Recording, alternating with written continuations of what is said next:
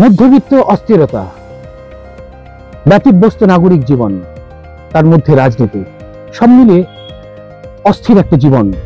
সেই জীবনে একটু আনন্দ। সংবাদ শিরোনাম, বিনোদন শিরোনাম নিয়ে আসছি। আমি দেবকিশোর, আর সঙ্গে শ্রেয়া রয়েছে। শ্রেয়াকে জিজ্ঞেস করব আজকে কি নিয়ে আমরা বিনোদনের, আমাদের বিষয়টা কি রয়েছে। রিসেন্টলি তো রিলিজ হতে চলেছে দুর্গাপূজাতে রঘু ডাকাত। রঘু ডাকাত এখন যে হারে মানে দেবকে সবসময় দেখা যায় যে একই রিদিমে মুভিটা করেন না তিনি বারবারই নিজের ক্যারেক্টার নিয়ে তিনি খুবই সচেতন, সেটা নিয়ে বারবার তিনি অন্যরকম ক্যারেক্টারে মুভি করতে পছন্দ। কিন্তু রঘু ডাকাতের থেকেও যেটা সব থেকে বেশি চর্চায় রয়েছে এখন, সেটা হচ্ছে ধূমকেতু। হ্যাঁ, একদম এক্স্যাক্টলি ধূমকেতুর কথাই আমি বলতে চাইছিলাম। শুরু হয়েছে সবে, ব্যবসা রেকর্ড, সামনের দিনগুলো রেকর্ড ছাপিয়ে যাবে। ধূমকেতু নিয়ে গল্প আমরা শুরু করছি আজকে শ্রেয়া। ধূমকেতুর গল্পটা আমার প্রথমেই একটা বিষয়, এই সেদিন দেখলাম নৈহাটিতে বড়মার মন্দিরে গিয়েছিলেন দেব এবং শুভশ্রী, সঙ্গে কৌশিক গঙ্গোপাধ্যায় ছিলেন পরিচালক। তো দেব শুভশ্রীর প্রেম নতুন করে জাগছে ধূমকেতু ভাবছিল।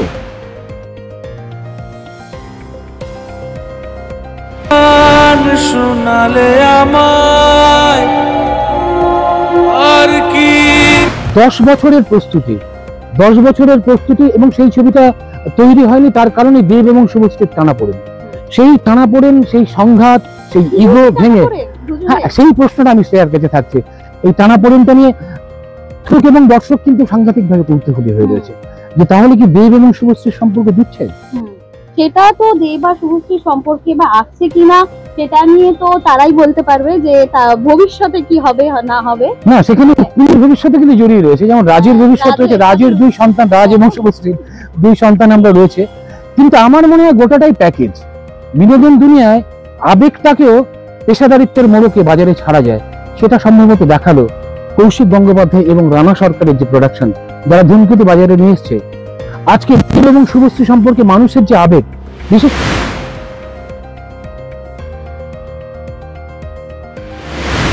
হাজার যুদ্ধের মাঝেও ফুল ফোটে, আগুন ফোয়ারা হয়ে ওড়ে, ধূমকেতু হয়ে এসো, তুমি সেতু।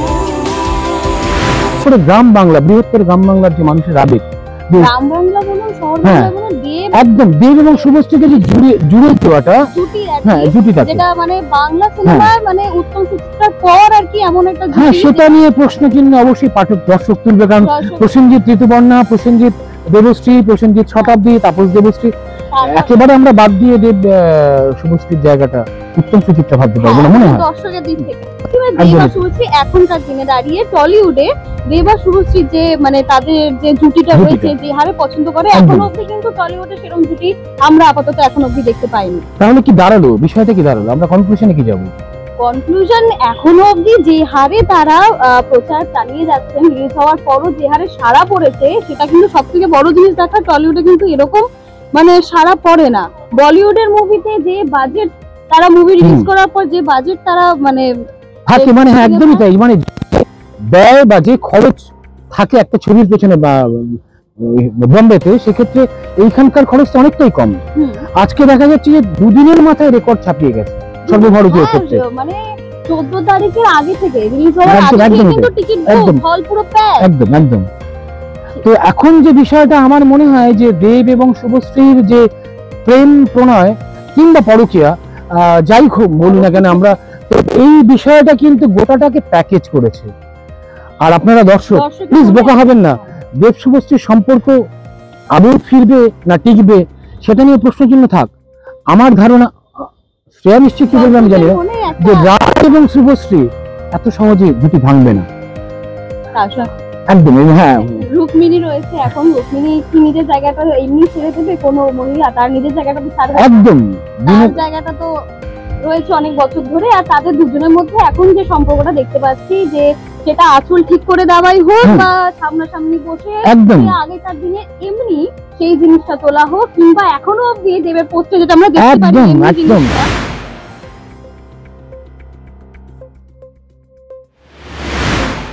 আমার সাথে ফ্রেন্ডশিপ করবে? কেন? এমনি। বিনোদন তাহলে কি তাহলে বিনোদনের হাড়ির খবর। হ্যাঁ, বিনোদনের হাড়ির খবর নিয়ে আবার আমরা আসবো। যে সবটা প্যাকেজ না আবেগ, লিখতে থাকুন, সঙ্গে থাকুন। সংবাদ শিরোনামে।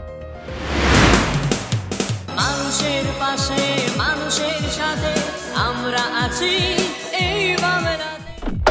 আপনারা দেখছেন সংবাদ শিরোনাম ডিজিটাল, মাথা উঁচু করে এগিয়ে চলার শপথ।